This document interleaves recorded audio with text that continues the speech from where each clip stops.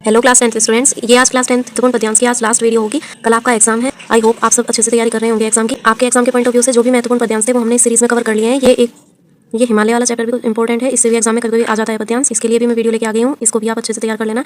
देखिए, मेरे जीवन का आज मुख, तेरी छाया से हो मिलाप, तन तेरी साधकता छूले, मन ले करुणा की थाय नाप, उर में पावस द्रग में विहान। महादेवी वर्मा जी की ये पंक्तियां हैं, सांध्य गीत से ली गई हैं। आपकी बुक में हिमालय से शीर्षक से ये पंक्तियां ली गई हैं।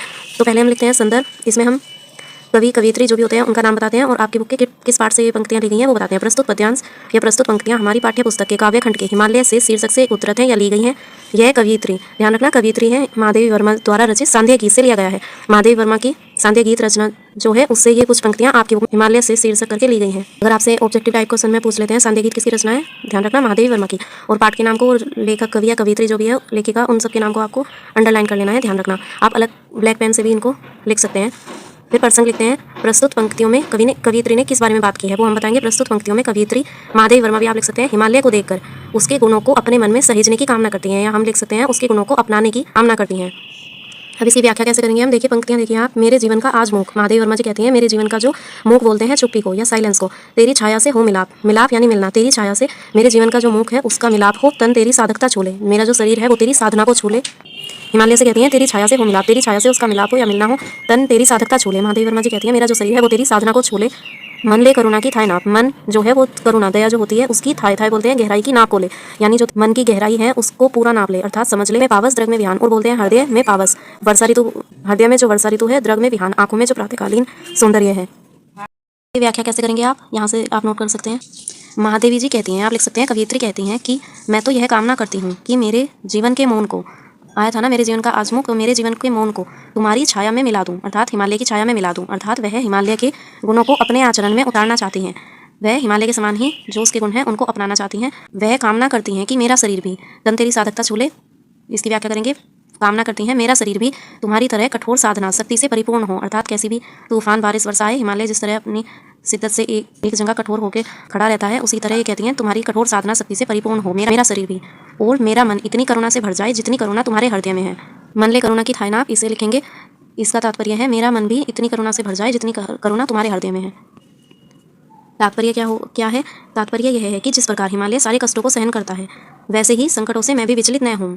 ऐसा महादेवी वर्मा जी कहती हैं, वो जिस तरह का हिमालय का आचरण है वैसा ही अपनाना चाहती हैं। लास्ट लाइन है, उर में पावस द्रग में विहान, और बोलते हैं हृदय को, मेरे हृदय में भी पावस बोलते हैं वर्षा का निवास, और द्रग में विहान, द्रग बोलते हैं नेत्रों को, और नेत्रों में प्रातःकालीन सौंदर्य भरा है। महादेवी वर्मा जी इसमें हिमालय के गुणों की व्याख्या करती हैं, हिमालय के गुणों को बताती हैं और उसी तरह बनना चाहती हैं। काव्य सौंदर्य आप लिखेंगे। प्रस्तुत पद्यांश में कवियत्री हिमालय के गुणों को अपनाना चाहती हैं। भाषा, महादेवी वर्मा जी की भाषा खड़ी बोली हिंदी, शैली भावात्मक है, गुण माधुर्य, रस शांत होगा, और अलंकार यहाँ पे आया था तन तेरी, तय की 2 पुनरावृत्ति के कारण तन तेरी इसलिए अनुप्रास है, और यहाँ पर एक निर्जीव वस्तु से उन्होंने समानता को दर्शाया है। मानवीकरण अलंकार होगा, अनुप्रास अलंकार और मानवीकरण अलंकार। आई होप आप इसकी व्याख्या आसानी से आप लिख पाएंगे। ये लास्ट वीडियो थी महत्वपूर्ण पद्यांश सीरीज। अगर आपने नहीं देखी है इससे पहले वाली वीडियो तो वो जरूर एक बार देख लें आप, उन सभी को पढ़ के जाएं, काफ़ी इंपॉर्टेंट है आपके एग्जाम के लिए। और आपकी तैयारी कैसी चल रही है, रिवीजन करते रहिएगा। अब इतना टाइम नहीं है, आप चीज़ों को लिख के रिवाइज करेंगे।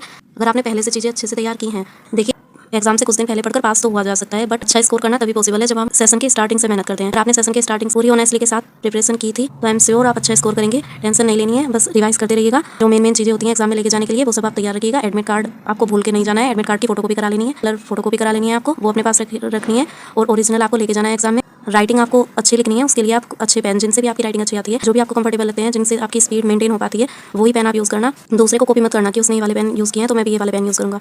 सबकी पसंद अलग अलग होती है, जो आपके लिए बेस्ट है आप वो चुनिएगा। पेन, एडमिट कार्ड, स्केल, सब चीज़ें आप अपने साथ लेके जाइएगा। ये हमने महत्वपूर्ण पद्यांश सभी देख लिए हैं। इंपॉर्टेंट ऐसे जो है निबंध वो भी मैंने आपको बता दिए हैं, आप चैनल पर जाकर चेक कर सकते हैं। शॉर्ट वीडियोस के लिए बना दिया है, और महत्वपूर्ण जीवन परिचय जो है वो भी मैंने आपको गद्य और पद्य दोनों में बता दिए हैं। कौन से लेखक और कौन से कवि आपको जरूर तैयार कर लेने हैं वो आप देख लेना, चैनल पर जाकर आपको मिल जाएंगे। देखिए सभी चीज़ें मैं संस्कृत को कवर नहीं करवा पाई हूँ, व्याकरण भी नहीं करवा पाई हूँ, सब चीज़ें कवर करवाना पॉसिबल नहीं हो सकता, मैं चैनल अकेले हैंडल करती हूँ। बट आपसे पोस्ट के थ्रू पूछा था आपको गद्यांश, आपको किस में प्रॉब्लम है, तो आप सभी ने महत्वपूर्ण पद्यांश के लिए वीडियो बनाने के लिए बोला था, इसलिए मैंने इसी सीरीज को कंटिन्यू किया। एंड बीच में ऐसे छोड़ भी नहीं सकते, ये सब तो आपको जरूरी कर लेना है। इन चैप्टर में मैंने आपको ये भी बता दिया है इन चैप्टर के और कौन से पद्यांश महत्वपूर्ण है। देखिए इस वाले जो हिमालय से है इससे आप 2 और कर लेना।